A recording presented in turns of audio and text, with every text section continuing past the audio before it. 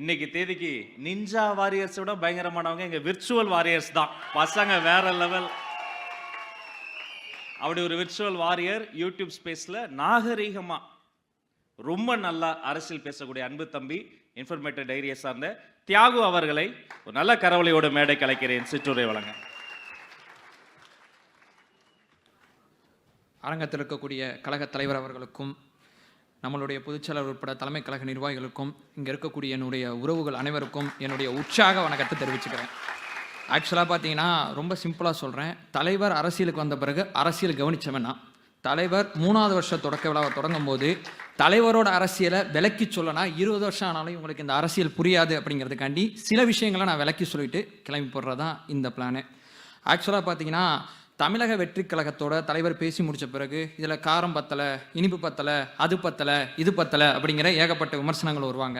ஒரு தலைவர் அப்படிங்கிற ஒருத்தர் எடுத்துக்கிட்டிங்கன்னா மக்கள் என்ன எதிர்பார்க்குறாங்க அப்படிங்கிறத தலைவர் கரெக்டாக பிடிச்சிட்டாரு. அதனால தான் தலைவரோட பேச்சு 3ஆம் ஆண்டு தொடக்க விழாலையும் அடுத்து என்ன பேச போகிறார், என்ன செய்ய போகிறார், கட்சி தொடங்கப்பட்டு 700 நாளை கடந்தும் தலைவரோட பேச்சுக்கு இந்த சமூகத்தில் மரியாதை இருக்கிறதுக்கு காரணம் 2 விஷயம்தான். ஒன்று, தலைவரோட பேச்சு அடர்த்தியானதாக இருக்குது. ஒரு குறிப்பிட்ட காலகட்டத்தில் சரியான அளவில் அடர்த்தியான பேச்சை தலைவர் கொடுத்துக்கிட்டு இருக்கார். 2வது மிக முக்கியமான விஷயம், என்ன சொல்கிறாரோ அதை செய்கிறாரு, என்ன செய்கிறாரோ அதை சொல்கிறாரு. இதுக்கு நடுவில் இடவடி இல்லை. இதான் பேட்டனா, இதை பிடிச்சிக்கலாமா, பிடிச்சா மக்கள் கவனிப்பாங்களா அப்படின்னு நினச்சிங்கன்னா என்ன சொல்கிறாரோ அதை செய்கிறாரு, என்ன செய்கிறாரோ அதை சொல்கிறாரு. உங்கள் ஜீனில் அது இல்லவே இல்லை. உங்களால் இதை ஒருபோதும் செய்ய முடியாது. நம்மளுடைய எதிர்கட்சி செயல்பாடை பார்த்த பிறகு கவனிக்காம விமர்சனம் செய்யக்கூடிய சகோதரர்கள் நிறைய பேர் இங்கே இருக்காங்க. ஏன் கவனிக்க மாட்டாங்கன்னு சொல்றேன்னா, ஒரு எதிர்கட்சினா 2 வகையான எதிர்கட்சி தமிழ்நாட்டில் இருக்குது. அதாவது தாவேகா தொடங்கப்பட்ட பிறகு ஆக்கப்பூர்வமான எதிர்கட்சி அப்படிங்கிற ஒரு சொல்லாடலை நம்ம பயன்படுத்தி ஆகணும். சந்தர்ப்பவாத எதிர்கட்சியை மக்கள் பார்த்துருக்காங்க, ஆனால் ஆக்கப்பூர்வமான எதிர்கட்சியை மக்கள் பார்த்தது கிடையாது. இப்போதான் பார்த்துக்கிட்டு இருக்காங்க. சந்தர்ப்பவாத எதிர்கட்சினா வேற யாரும் இல்லை, நம்ம தீய சக்தி குரூப் தான். மற்றபடி வேற எதுவுமே இல்லை.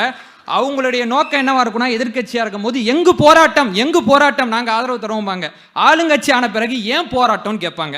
இன்னைக்கு தேதிக்கு என்ன பண்ணணும், என்ன செய்யணும், அதை கடந்து போறதா அவங்களுடைய குறிக்கோளா இருக்குமே தவிர லாங் விஷன், அரசியல் களத்தில் உணர்ச்சி மையப்பட்ட அரசியல் மட்டும்தான் பண்ணுவாங்களே தவிர நிர்வாகம் சார்ந்த அரசியலை அவங்க பேச மாட்டாங்க. அவங்களுக்கு இதை பற்றி சுத்தமாக புரிதலும் இல்லை. தலைவர் அவர்கள் ஒரு விஷயத்தை எனக்கு சொல்லி கொடுத்தாரு. இங்க இருக்கக்கூடியவங்க அரசியல் படுத்தப்படலங்கிற குற்றச்சாட்டு வைக்கிறாங்க. உங்களுடைய பிரதிநிதியா நான் ஒரே ஒரு விஷயத்தை நான் ஷேர் பண்ணிக்கிறேன். பெண்களுக்கு எதிரான குற்றம் தமிழ்நாட்டில் நிறைய நடக்குது அப்படிங்கிற குற்றச்சாட்டை எல்லா அரசியல் கட்சியுமே இங்க வைக்கிறாங்க. ஆனா தமிழக வெற்றி கழகத்தோட தீர்வு மையப்படுத்தி ஒரு அரசியல் இருக்கு பாத்தீங்களா, இது வரைக்கும் நாங்க யாரும் கவனிச்சது கிடையாது. அதனாலதான் இவருடைய ரசிகர் பின்னாடி நிக்கிறோம் நினைக்காதீங்க. நாங்க தொண்டரா மாதிரி வெகு காலம் ஆகுது.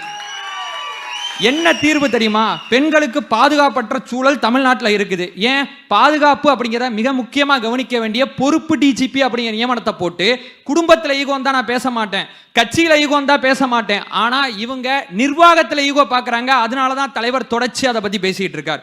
பாதுகாப்பற்ற இடம் இருந்தா தலைவரோட அறிக்கையில் சொல்லப்பட்ட ஒரு வார்த்தையை சொல்றேன், நிர்பயா நிதி வருஷம் வருஷம் ஒதுக்குறீங்களே அதை என்ன பண்றீங்கன்னு கேட்கிறாப்புல. 3வது மிக முக்கியமான விஷயம், ஒரு குற்றம் நடந்துச்சு, குற்றவாளியை பிடிச்சிட்டோம், அவ்வளவுதான், படம் முடிஞ்சு போச்சு அப்படிங்கிற ஒரு சினாரியை சொல்றாங்க. அந்த குற்றவாளிகளுக்கு சிறப்பு தண்டனை நீங்க வாங்கி கொடுக்கணும், சிறப்பு கோட்டை அமைங்க. இதுவும் தலைவர் எனக்கு சொல்லி கொடுத்த அரசியல் தான். ரொம்ப நாட்களா தலைவர் எங்களை அரசியல் படுத்தலன்னு சொல்லிட்டு இருக்காங்க. அரசியல் அப்படிங்கிறது ஒரு மனநிலை. இந்த மனநிலையில நான் ஒரு விஷயத்தை ரொம்ப தெளிவா சொல்றேன். Live and Law Bar Bench நோக்கி நகர ஆரம்பிச்சிட்டோம். எங்களுடைய அறியாமையை பயன்படுத்தி நீங்க பண்ற அரசியலை நாங்க புரிஞ்சுக்கிட்டோம். இந்த ப்ராசஸ்ல சொல்லுவேன், ஒரு மேடையில் சிடிஆர் நான் பதிவு செஞ்சிருப்பார், கத்துப்பான், கூடிய சீக்கிரம் கத்துப்பான் அப்படிங்கிற ஒரு நம்பிக்கை தெரிவிக்கக்கூடிய வார்த்தையை பயன்படுத்தியிருப்பாரு. அதே தான் சொல்றேன், கூடிய சீக்கிரம் கத்துக்கிட்டோம். எங்களுக்கு எதிராக நீங்க அரசியலே பண்ண முடியாது. ஒரே ஒரு விஷயத்தை இங்கே அரங்கத்தில் இருக்கக்கூடிய அத்தனை பேர்கிட்டையும் சொல்லிட்டு என்னுடைய பேச்சை நிறைவு செஞ்சுக்கிறேன். ஆக்சுவலாக பார்த்தீங்கன்னா தலைவரை பொறுத்தவரையும் இந்த கட்சியை பொறுத்தவரையும் ஒரே ஒரு சொல்லாடலை நம்ம ஃபாலோ பண்ணோம்னா 2026 அப்புறம் 2027 வரும்ல, தலைவர் இங்கே முதலமைச்சராக 4ஆம் ஆண்டு தொடக்க விழாவை நம்ம ஃபாலோ பண்ணுவோம். தனக்கு ரொம்ப ரொம்ப ரொம்ப ரொம்ப முக்கியமான விஷயம், தனக்கு அங்கீகாரம் நம்ம இலக்கு கிடையாது, தலைவருக்கு அதிகாரம் அப்படிங்கிறதா நம்மளுடைய இலக்காக இருக்க முடியும். ஒரு இலக்கு இருக்கு, தனித்தனியா ஓடாம இலக்கு எல்லாத்தையும் ஒன்று சேர்த்து மையப்புள்ளியை நோக்கி ரொம்ப தெளிவா ஓடுவோம். தலைவர் எப்போதும் தன்னுடைய பேச்சை முடிக்கும் போது நமக்கு கான்ஃபிடன்ஸ் சொல்லி முடிப்பாரு. களத்திலிருந்து வந்தவன்கிற முறையில சொல்றேன், கான்ஃபிடண்டா இருக்க தலைவா, வெற்றி நிச்சயம். வாய்ப்புக்கு நன்றி. வாழ்த்துக்கள். வாங்க தியாகு அவர்களை பாராட்டுகிறோம்.